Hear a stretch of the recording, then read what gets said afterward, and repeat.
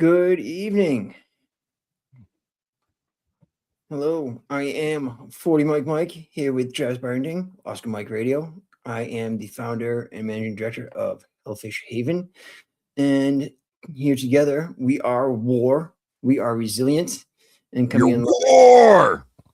Yes, we're here to, let folks know that when in doubt, everything's still cool. We got it all going. Evening, May. Just, want to let everybody know how everything's going, check in with folks, see how everybody's going with the current, climate, what's going on in the veteran community, what's going on in the global community, and just make sure everyone's doing well. I do have a quick video that I put together this week that I do want to show real quick.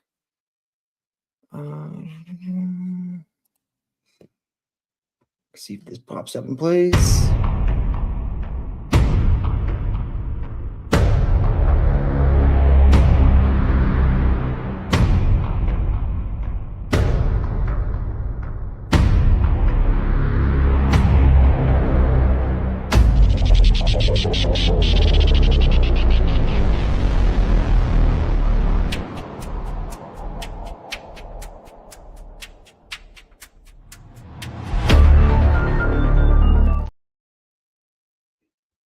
I can't say, too much, good things about the PTSD coach app put out by the VA. If you go to va.gov, you can check out a bunch of the apps that those guys have put out. They're great tools, veterans and non-veterans alike. A lot of the situations and a lot of the tools inside of the apps are not specifically geared toward the veteran community. They're geared toward the trauma or the issue that they're dealing with, whether it's the insomnia coach, whether it's the PTSD coach, whether it's, CPT coach. There's a couple's like counseling app. Like the VA has really gone out and done a whole lot. I'm gonna pull it up, actually, see if I can share the link for that.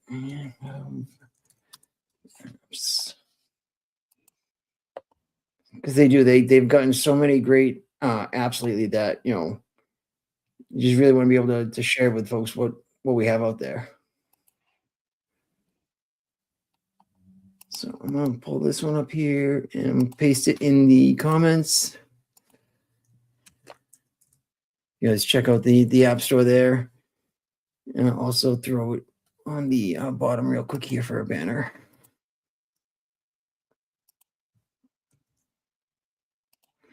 We'll show it for a minute.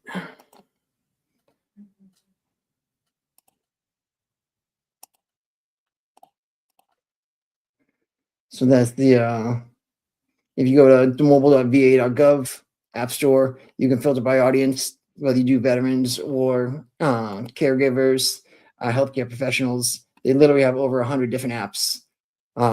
Everything from, ask a pharmacist, military sexual trauma, CBT, insomnia, couples coach. The PTSD coach is the one that I've used a lot, as well as there's a mindfulness app that they have that is very good. It will set you up and do different programs with you. And they've actually got apps that are like targeted towards different groups of people as well. You've got the whole health app, which is, goes over everything from physical to mental to spiritual health. Again, the mindfulness coach, the insomnia coach will help you set up a better sleeping habit and get everything together there. And there's one, they have the Veterans Wellness Path is a increased balance and connective to American Indian and Alaskan Native veterans.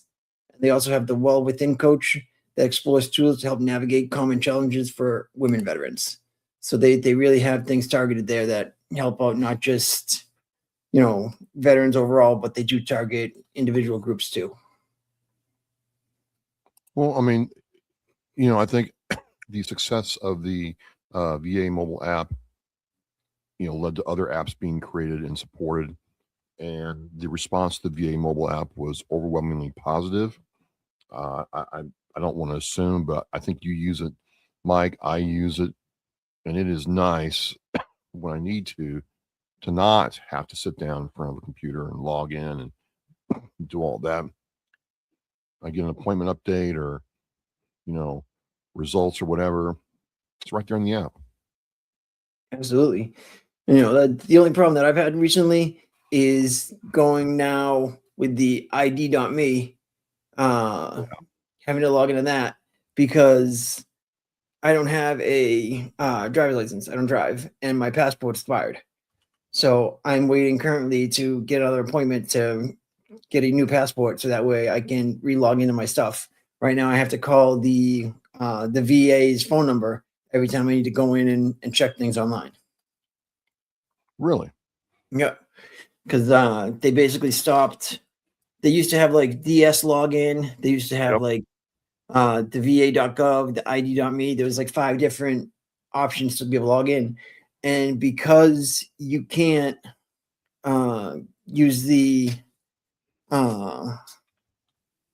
military ID, you can't make a photocopy of it.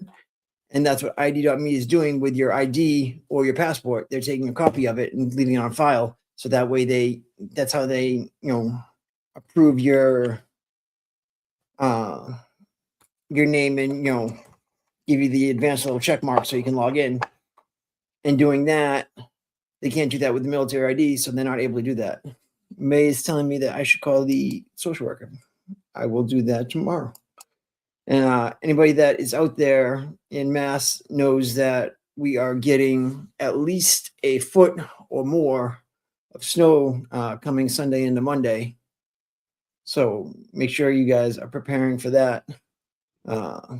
It's going to come fast and furious.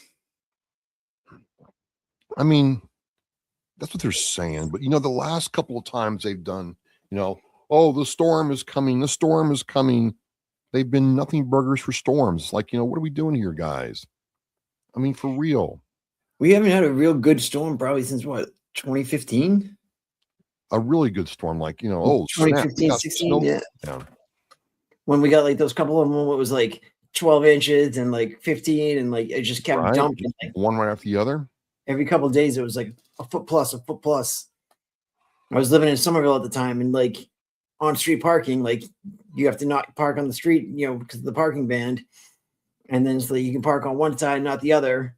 And then, people aren't allowed to, put the space savers in there anymore, but they sure as hell still do.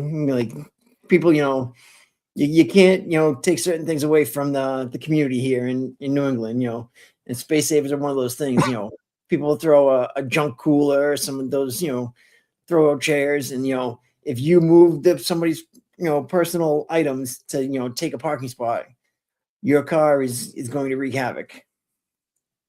Oh, you're not supposed to just put space savers in there. And it's like, are you sure you really want to try to enforce that in, certain parts of Boston? You sure it's a good idea? I don't know. May's saying that in Buffalo they got the 6 to 8 feet of snow. You guys get that lake effect snow too. Like I had I was in the last unit that I was in the Guard. We were out of Syracuse, but we had one platoon was in Buffalo.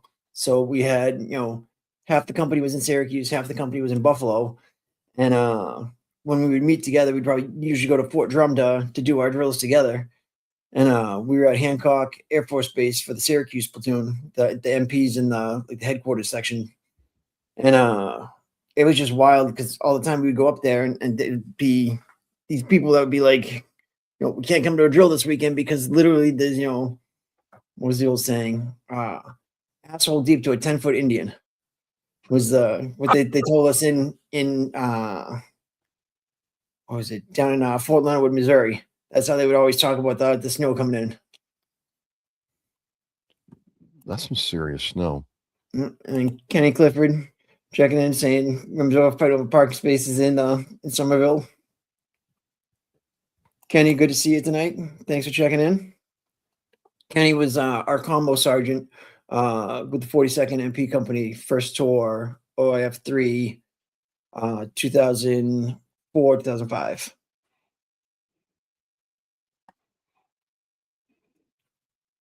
So what else And is on your mind tonight, Mikey?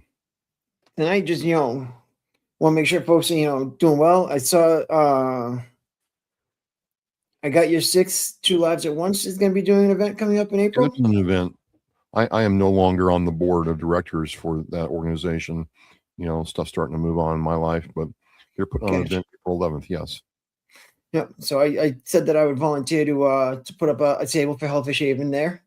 Oh, wow. Nice. So, I figured, any way to, like you said, when we were up in New Hampshire, seeing the way that Vet Fest really came together and all these organizations were there intermingling and sharing the opportunity to be able to talk to one another, really, it doesn't make sense why we can't be doing that more in Massachusetts. Like there was so many different orgs from Massachusetts that made that hike up to New Hampshire to be part of that event. And so many orgs in New Hampshire that had never previously gone out and been part of an event. And we have so many active nonprofits and veteran service organizations in Massachusetts that we should be doing more together. And it's just what kills me is the fact that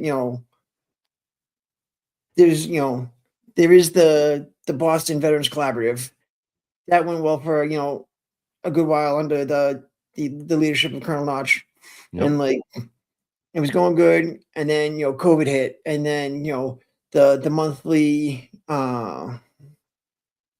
summits that they hold became virtual, and like it kind of teetered off with that. Like you saw less and less folks joining when it was something that people were going to a specific organization. Like when we went out and we went to the there's like a canoe organization right there just past Harvard as you go like follow the Charles and you come around towards like behind Alston.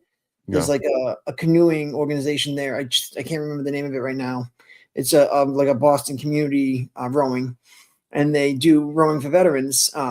They do a free program where you can come and you can you jump in either a kayak or canoe, and they'll teach you how to row. Teach you the strokes and everything, and you get to do a couple hours every week from spring to fall out there with that. I did that a couple times and it was really cool to do. Definitely a lot more active than I thought it was going to be to take to row a boat. And holy smokes, like I've done my fair share of canoeing like up on Saco River and things like that, where like you got a little bit of the rivers helping you, but like on the Charles where you're paddling against it and like trying to go back around and navigate with all the other traffic, it's definitely a workout. Oh, for sure. For sure. And anybody that's out there looking to get involved in things like that, the community rowing program is really great. And that was like the last time that I went to a summit that was on location and had a bunch of veteran organizations there. And it's just there's something different when you can share information face to face with somebody versus virtually. Virtually, I don't know if it's my ADHD or if it's just the whole setup of it, but sometimes after you have 5 or 6 speakers, you tend to kind of drift off. You kind of lose information, or you're not really soaking it in as you would if you sat face to face with somebody explaining something, or somebody had the floor at an event. Yeah, that is the paradox, right? I mean, you can be in one of those conference type setups, and even if the person's talking 30 minutes, after the fourth one, they all kind of just start running together, and you know, it becomes difficult to connect with somebody, especially if they're doing the speakers one right after the other. I definitely get where you're coming from there. Yeah, and like the thing that I really like about the collaborative that was going on was you had federal organizations, you had um, local organizations, you had the VA, you had the nonprofits, you had the VSOs, you had your whole range of organizations, and that's what we need to have because there's so much out there that folks we don't all need to be repeating the same thing. And like the thing that we talked about on a previous episode of W.A.R. was that it was so important that veteran nonprofits have a distinct mission and have, their organization is going to do X, Y, and Z. Because if you were just a nonprofit that wants to help veterans, and then people donate to you and they don't see the help that's occurring or they don't see the action, now you've also taken away somebody that's going to help support nonprofits and somebody that's going to support the veteran community. Now they're disenchanted because they donated and they saw nothing happen. So it's so important that that you do have your mission, you do have it tailored, and you do show people receipts for what they're donating to, and how it's impacting the community. Yeah, I couldn't agree more, Mike. I think um, you're going to see more and more in the next 3 to 5 years where people are going to start asking very specific questions about how many veterans have you helped? What have you spent our money on? What are the numbers?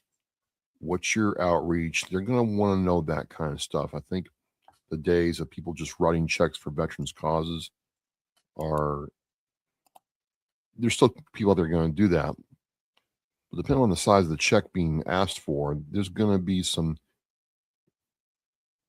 stipulations, some like, hey, I'm going to give you this, but I'm going to want this, this, and this. And I'm not sure if a lot of veteran nonprofits are ready for that unless they've been very mature for a very long time and are used to that level of scrutiny. Yeah, and I also think that that maybe that will help eliminate how many there are out there, because there are I don't want to be wrong. I'm gonna do a quick Google on this and see what it says. How many veteran non? I'm just gonna do New England. Sure. Or in New England.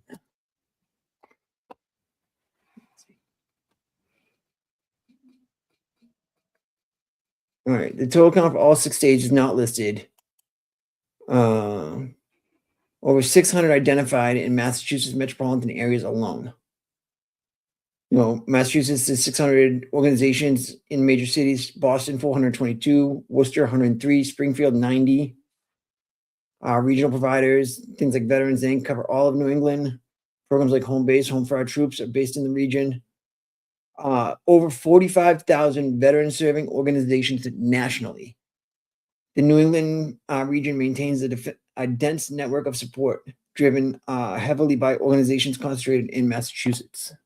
So there are a lot of organizations out there, but there aren't people that know what these organizations are doing. And there aren't, the biggest thing, like when I do these coffee and camaraderie events that we do at the VFW in North Attleboro,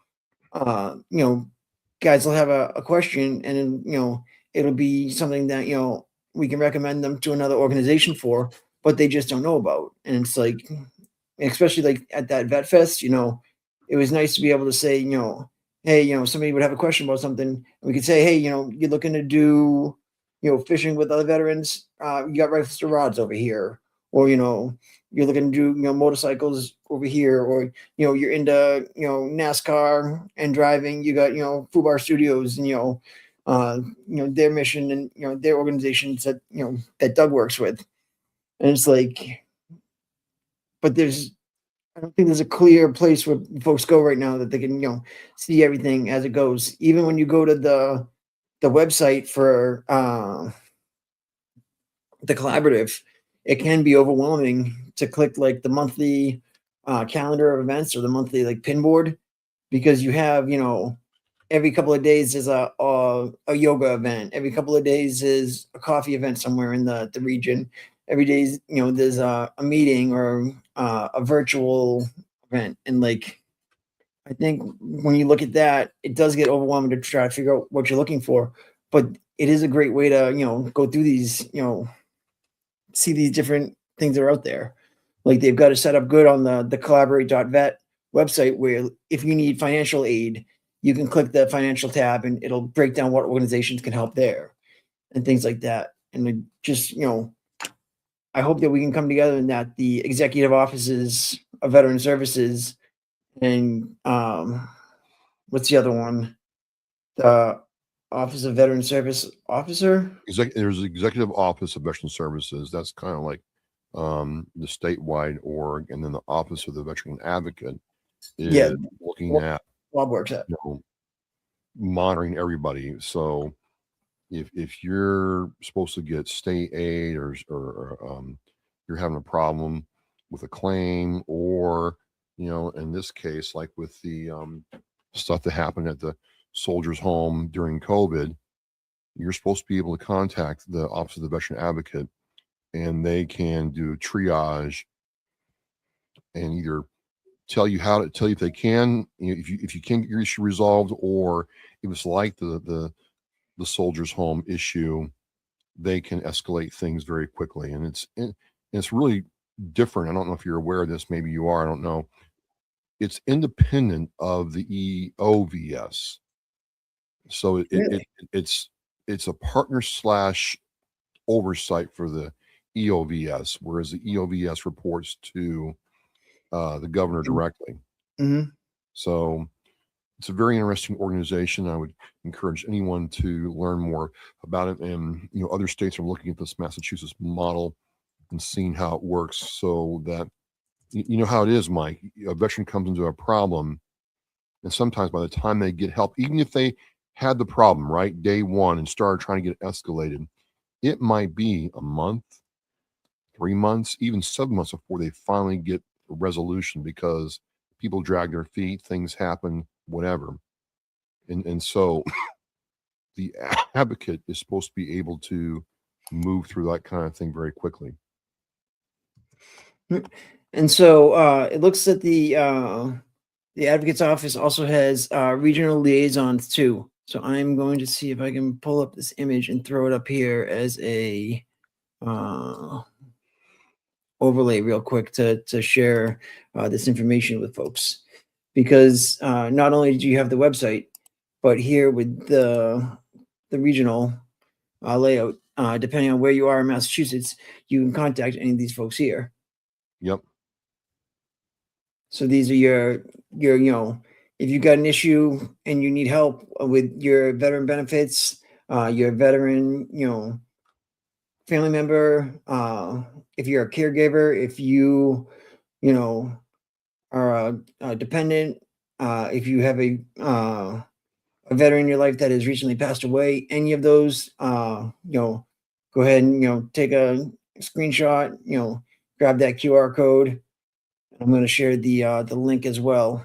And, even if you're not in Mass, I'm sure they would be willing to help you, lead you to the direction of, where you need to go and, who you're trying to see. Because that's one thing that I've always seen is, folks are out there willing to share information and be able to, go out there and let you know what's going on beyond, our Commonwealth. I haven't really seen a lot of times, going out there and, saying, I live in Rhode Island, or if I live in New Hampshire and I'm trying to figure out an organization that I've called somewhere in Mass, and they told, no, not our people, not our problem. They've always been very helpful to say, let me get back to you. Let me do a little bit of research and, finding that information and being able to share that. And that's one thing that I've seen has been very well within the veteran community of Massachusetts, is that they are willing to share resources and be able to help folks out that aren't in our area. It's out there, and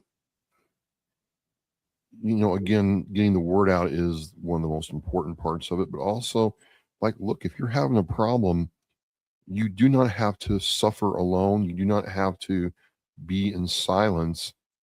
We don't want you to suffer in silence. We want you to, stick a paw in the air, and there are people out there that will get you the aid that you need. Absolutely. It's just that simple, and it seems very difficult to get people to buy into that sometimes. And I don't know if it's, the way we were, broken down and built back up in the branches, and just the way that, it was always dogged on to, you don't want to go to sick call because you don't want to let your guys and girls you left, down.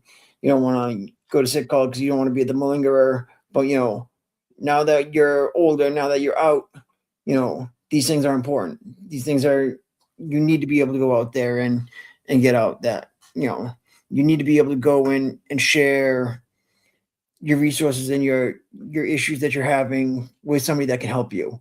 You don't need to hold it all in yourself and all of a sudden at 50 years old, your heart just explodes, It's, too many men especially, bottle up their emotions and bottle up their anxieties instead of, finding an outreach or an output for it, whether, it's a recreational thing like, Hellfish Haven does, where we do, gaming events and things like that, or it's, being able to, to listen to the resources that you drop on, Oscar Mike radio every week. There are things out there that, people can become a part of. People can, you got to find that sub community within the veteran community to really, take advantage of things and be able to, to fully immerse yourself, as we get older. And again, especially young men, they say that, once you get to, 45 to 50, guys usually have 3 or less friends in their lives.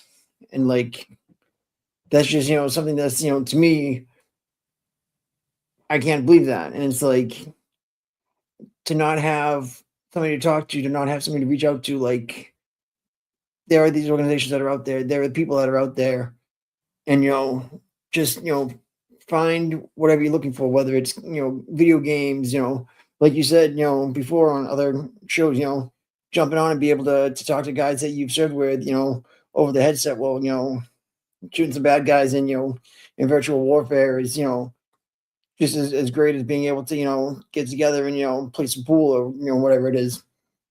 You got to be able to make the situation that you're in work. Kenny said he's maybe reach out to Cliff Coy. Cliff's great. He's he works at a veteran center in Boston, and that's also another great resource that's out there. That's adjacent to the VA, but they don't always report everything to the VA. So if you're worried about things with your your service connected claim, or you're worried about if you're still in the military, still in the Guard or Reserve, and you don't want to go into the mental health facilities that the military has, you're welcome in the vet center at any time to go there. It's a discreet location. They've got psychiatrists, psychologists, social workers on staff, and you can go in there. And they also do, I know the one in Boston does game nights every now and again with Frost Call, and they're always looking to do new things to be able to do outreaches and share with organizations out there. I really think, man, I gotta tell you,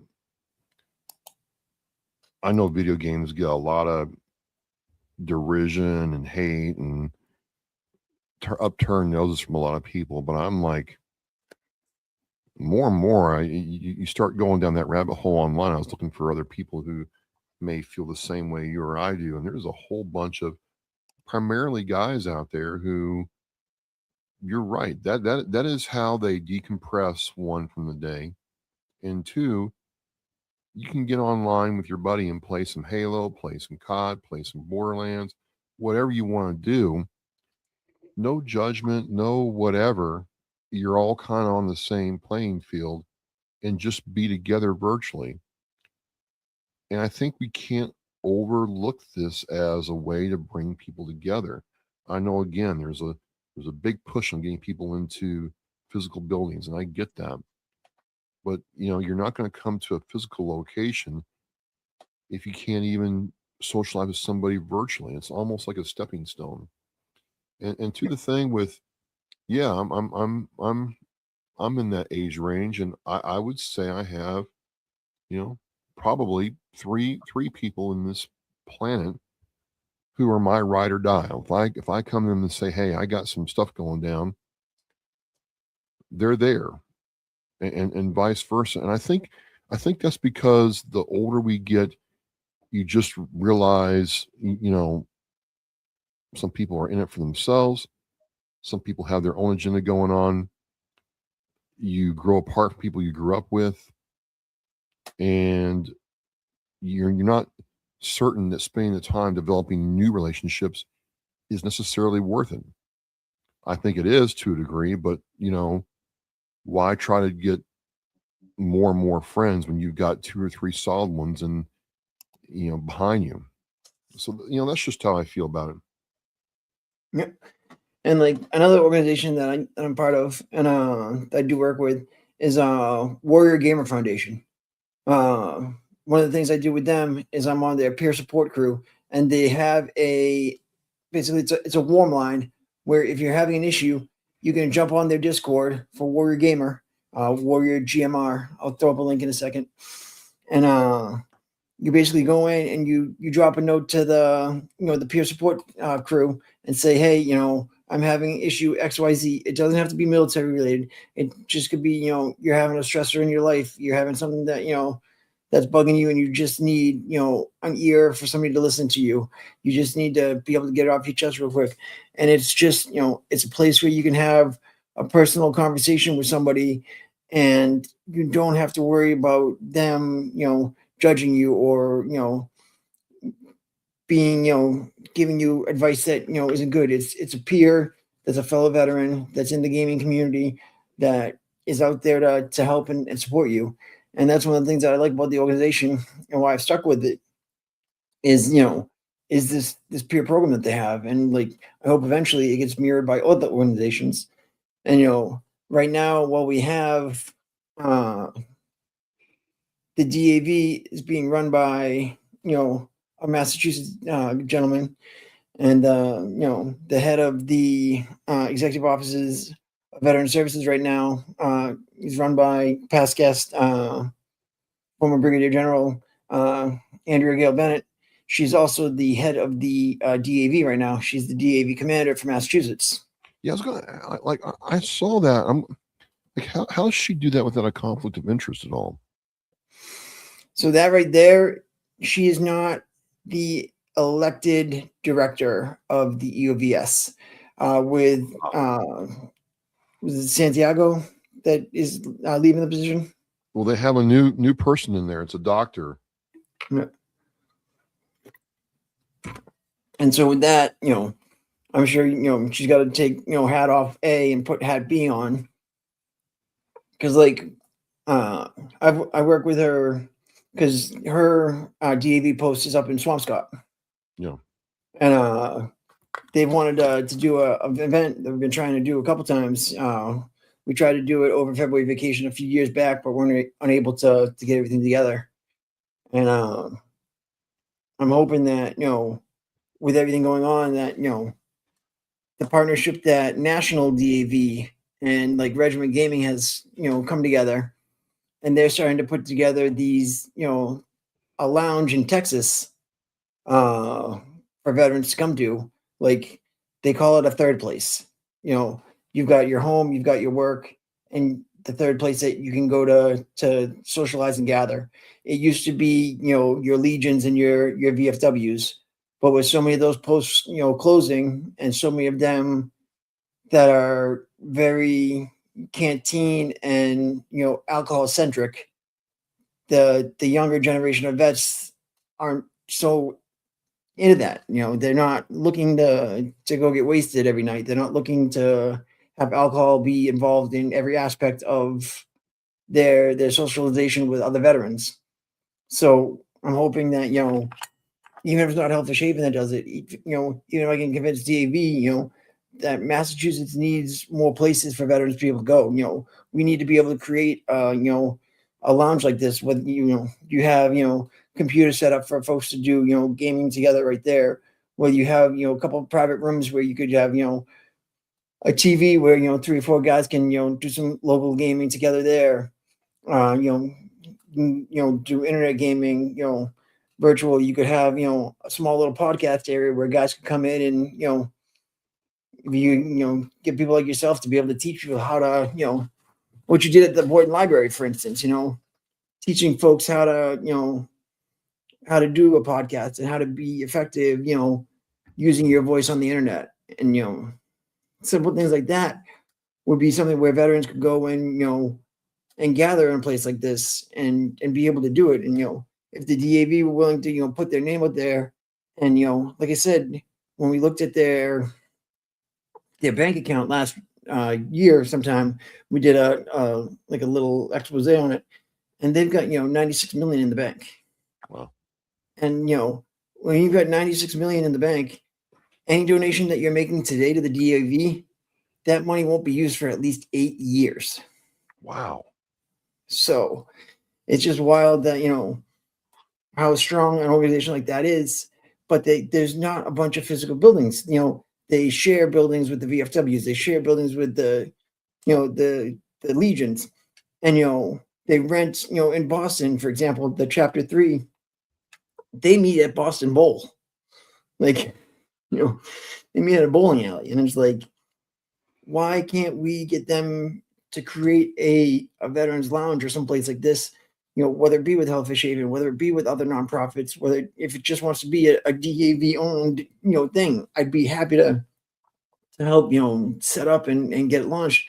We just need places for vets to go, that safe, sober environment where, you're not being, hey, come on over here. If you come to the Dart League, you're going to have the temptation of folks being like, oh, I'm going to buy around for everybody, you're doing this. And it's like, if you have a place that doesn't have that, the bar, you eliminate that. And I feel like that would help so many veterans to be able to get out and actually go to places, and would help, a lot of veterans that are more, introverted, if they could, have a place where they could connect online first to somebody and then be able to go from there and, share beyond that, to come to the actual facility. Sure.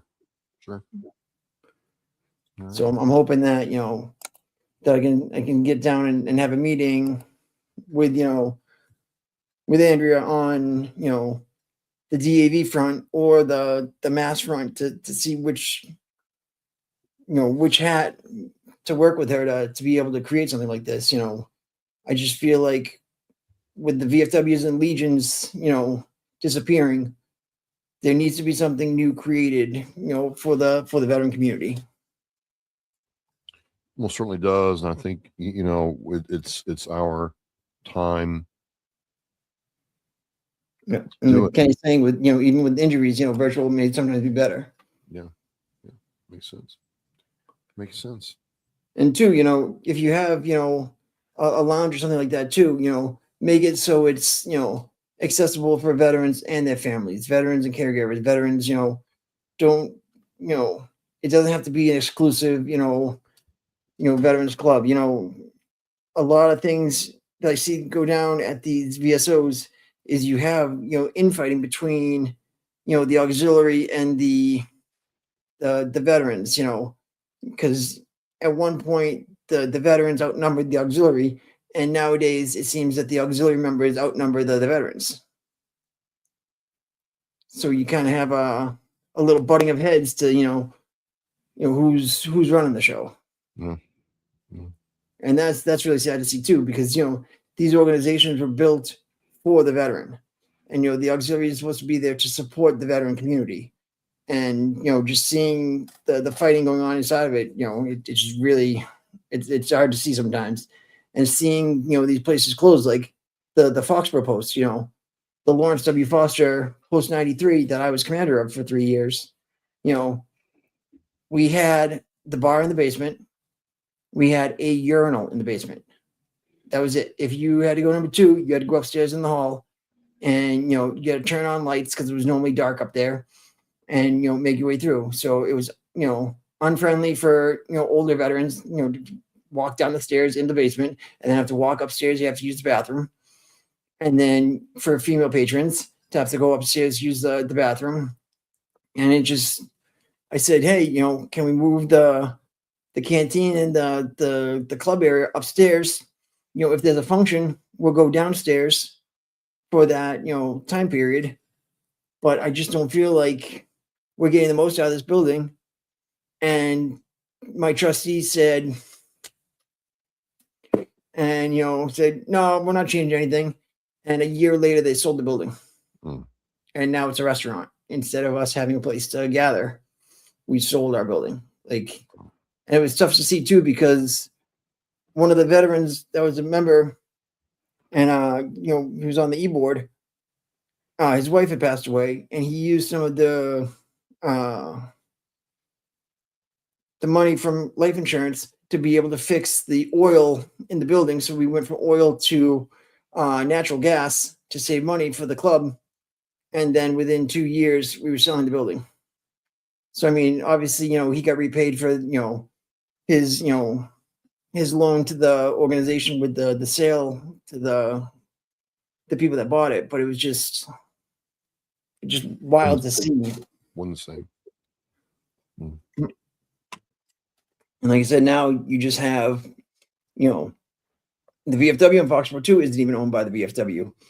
So years ago, a woman fell in the parking lot. Nobody went and,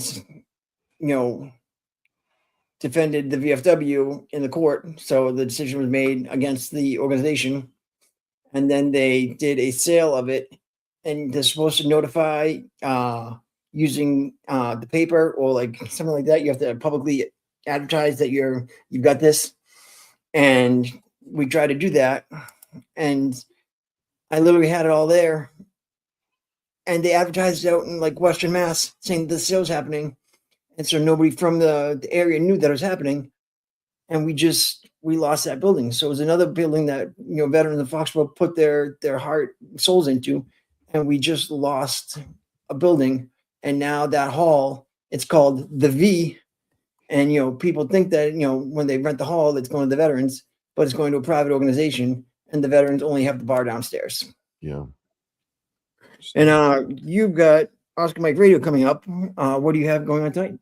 I have a gentleman, an Army veteran, Air Defense, Joe Urick, who is the host of the Sober Vet podcast. He had problems with alcohol, and he got his way out of it and uses this podcast to help others. And so it was a really encouraging conversation, and